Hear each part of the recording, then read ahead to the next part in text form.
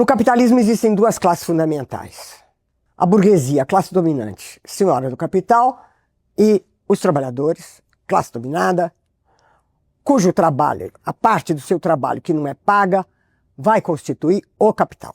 Isso é o que o sistema faz o sistema existir e funcionar. Entre essas duas classes, tem uma terceira, que não é senhora do capital e não produz mais valia. Essa é a classe média. A classe média é aquela que não é alguma coisa, para início de conversa, não é que ela é isso. Ela não é. Ela não constitui nenhuma das duas classes fundamentais. Ela tem função, entretanto. Uma das funções dela é ser a correia de transmissão das ideias, da ideologia da classe dominante para a sociedade inteira.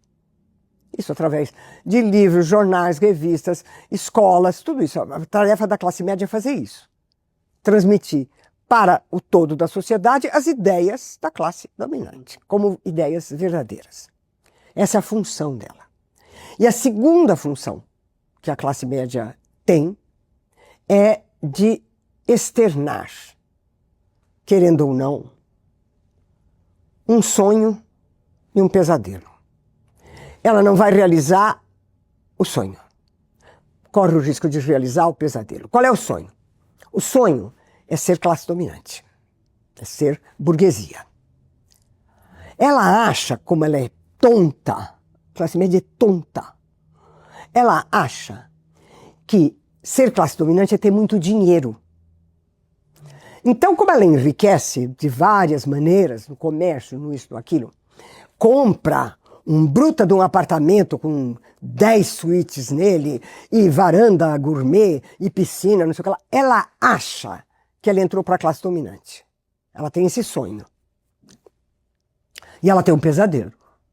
O pesadelo é que ela perca esse dinheiro e caia na classe trabalhadora. Então, como é que ela controla o pesadelo e o sonho? Bajulando os dominantes e massacrando com o seu discurso, com as suas práticas, os dominados. Ela é odiosa! Ela é odiosa! Porque como é que ela faz isso? Ela é a correia de transmissão das ideias da classe dominante para o todo da sociedade, né? E ao fazer isso, ela aceita as ideias da classe dominante e as impinge aos dominados, né? E ela sonha subir e teme cair. Ela é odiosa. Essa peroração é típica de uma leitura marxista ortodoxa, herdada sobretudo da Vulgata altusseriana, sobre aparelhos ideológicos do Estado e da psicologização sociológica da classe média como alienada. Uma refutação sólida pode ser feita em 3 níveis complementares: filosófico, sociológico e ético-político. Em primeiro lugar, a partir de uma perspectiva filosófica, a posição da professora Marilena Chaui incorre em reducionismo e negação da liberdade. O erro de base está em tratar as classes sociais como entidades metafísicas e não como tipos dinâmicos de relação humana. A professora fala da burguesia, do proletariado e da classe média como se fossem substâncias ontológicas, cada uma com uma função, entre aspas, fixa no cosmos econômico, uma espécie de maniqueísmo histórico. Mas isso contradiz a própria realidade fenomenológica da liberdade humana. Nenhum indivíduo é mera função de uma estrutura. A consciência humana transcende os papéis sociais que ocupa. Essa crítica foi feita não apenas por personalistas cristãos como Jacques Maritain e Emmanuel Mounier, mas também por existencialistas laicos como Sartre, que denunciou o materialismo dialético como um determinismo que anula a responsabilidade individual. Em suma, se a classe média é odiosa por natureza, não há espaço para conversão moral, para cultura, para vocação pessoal. Tudo se torna reflexo estrutural. Esse tipo de visão é antifilosófica, pois reduz o homem a epifenômeno da economia. Essa redução da pessoa à função é precisamente o que Dostoiévski denunciou em toda a sua obra. Em Memórias do Subsolo, ele mostra o que acontece quando o homem é reduzido a produto de leis econômicas ou sociais. Surge a rebelião absurda, o grito do sujeito contra a aritmética utilitária. O homem do subsolo prefere o sofrimento à submissão, ao determinismo, porque o sofrimento, ao menos, lhe devolve a dignidade da escolha.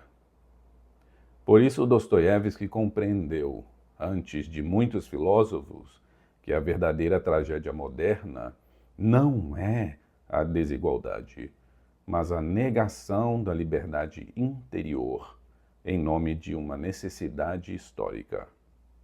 O que a professora Chauí chama de função da classe média é, no fundo, uma repetição dessa ilusão, a de que o homem é um cálculo dentro da máquina da história.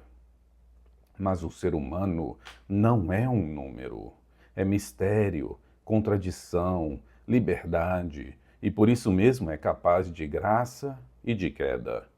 Em segundo lugar, uma apreciação sociológica da peroração da professora Marilena Chauí traduz uma falsificação da realidade empírica. A tese de que a classe média é apenas correia de transmissão ideológica é historicamente falsa. Heidegger, ao diagnosticar a era moderna como a época do Gestell, o enquadramento técnico que reduz tudo ao útil e ao manipulável, mostrou que o problema da modernidade não é apenas econômico, mas ontológico. A classe média, longe de ser simples transmissora de ideologia, é também vítima e protagonista desse Gestell. Ela tenta preservar o sentido enquanto o mundo se torna pura funcionalidade. Se o proletário é absorvido pelo trabalho e o burguês pela posse, é na classe média que ainda se mantém com esforço a dimensão da pergunta: para que serve tudo isso? Nela sobrevive, ainda que fragilmente, o vestígio do Dasein, o ser que se interroga sobre o próprio ser, o que busca sentido em meio ao cotidiano técnico e nivelador.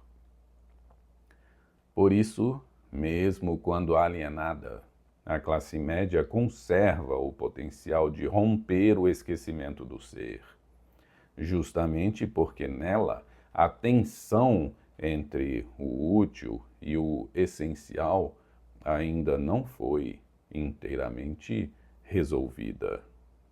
A maior parte das mudanças civilizacionais, inovações científicas, reformas políticas e culturais emergiram precisamente do meio urbano e instruído, e não das classes dominantes, nem das proletárias.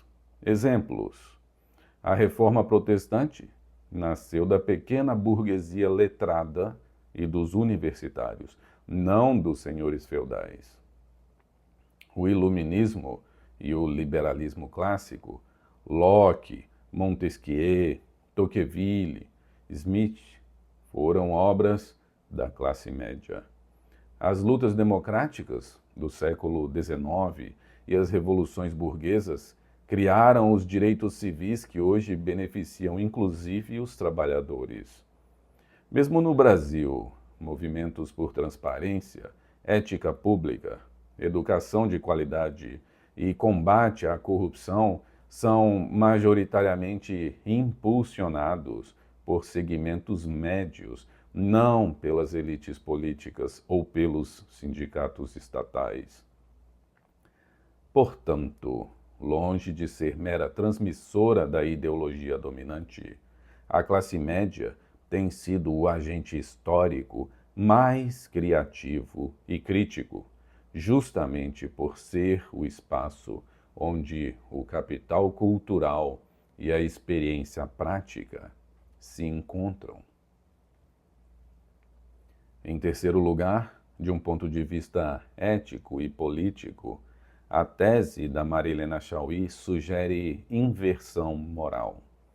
O tom da professora, classe média é odiosa, tonta, revela desprezo moral travestido de análise científica.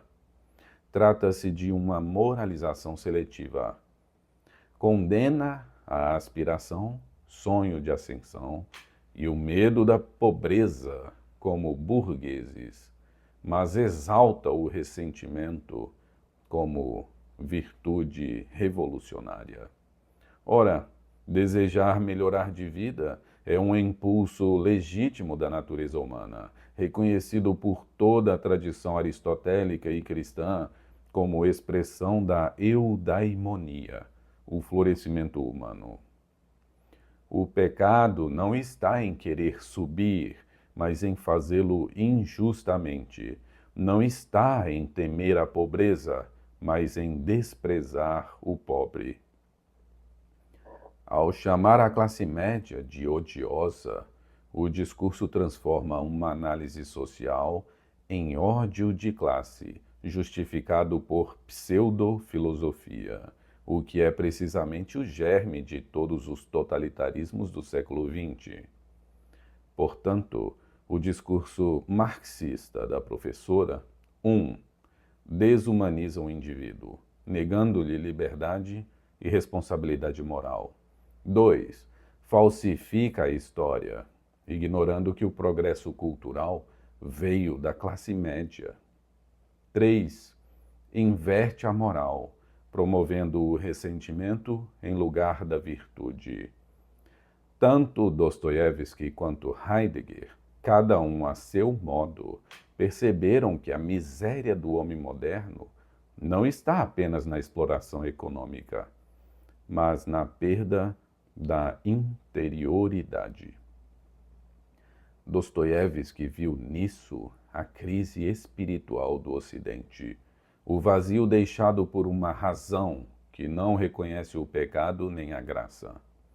Heidegger viu a mesma crise como esquecimento do ser, o homem transformado em recurso, incapaz de escutar o chamado da verdade. Ambas as visões convergem para uma advertência.